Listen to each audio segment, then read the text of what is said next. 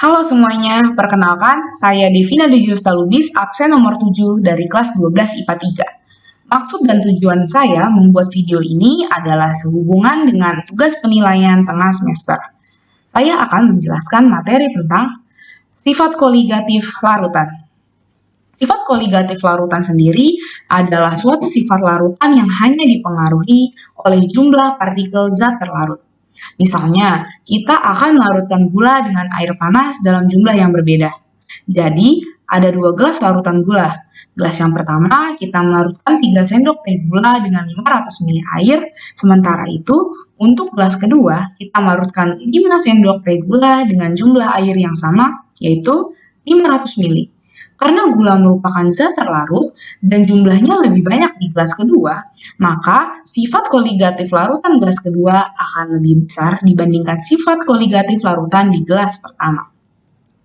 Sifat koligatif larutan sendiri dibedakan menjadi 2 menurut jenisnya. Yang pertama adalah larutan elektrolit dan larutan non-elektrolit. Lalu, apa itu perbedaannya? Larutan elektrolit sendiri adalah larutan yang dapat menghantarkan arus listrik. Hal ini dikarenakan larutan elektrolit dapat menghasilkan ion-ion yang bergerak bebas dalam larutannya. Contohnya, terdapat pada larutan garam atau NaCl. Yang kedua adalah larutan non-elektrolit. Larutan ini sendiri tidak dapat menghantarkan arus listrik. Karena apa? Karena molekul-molekul terlarutnya tidak terionisasi di dalam larutannya. Hal ini menyebabkan tidak terbentuknya beda potensial dalam larutan, sehingga arus listrik tidak dapat mengalir. Contohnya terdapat pada glukosa, sukrosa, maltosa, CON2H4, serta metanol dan propanol. 4 sifat koligatif larutan.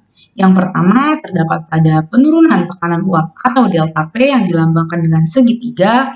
Yang kedua adalah penurunan titik beku atau delta TF. Yang ketiga adalah kenaikan titik didih atau delta TB. Yang keempat adalah tekanan osmotik yang dilambangkan dengan P. Pada pertemuan kali ini, saya akan menjelaskan tentang poin pertama saja, yaitu penurunan tekanan uap atau delta P. Mari kita simak penjelasannya. Penurunan tekanan uap adalah pelarut murni karena adanya partikel zat terlarut. Di sini rumusnya kita punya delta P sama dengan XT dikali PO.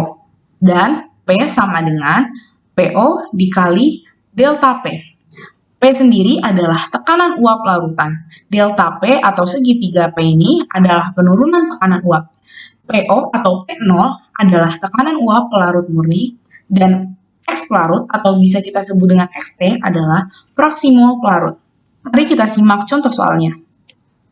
Di sini ada soal, fraksi mol urea adalah 0,15 mili dan tekanan uap jenuh air murni adalah 20 mmHg. Tekanan uap jenuh larutan urea adalah, di sini kita memakai rumus yang tadi yaitu delta P sama dengan P0 dikali XT atau X terlarut.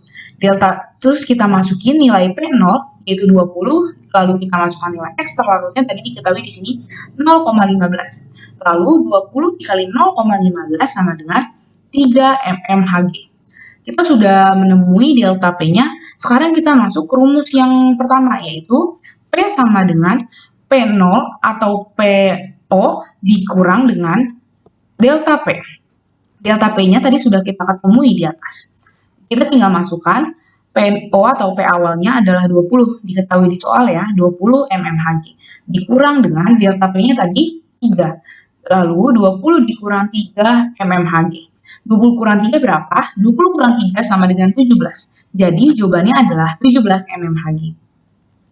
Sekian video yang dapat saya tampilkan. Video ini sangat singkat tapi kiranya ini dapat membantu kita semua dan kiranya nilai ujian saya mendapat nilai yang terbaik. Terima kasih. Wassalamualaikum warahmatullahi wabarakatuh.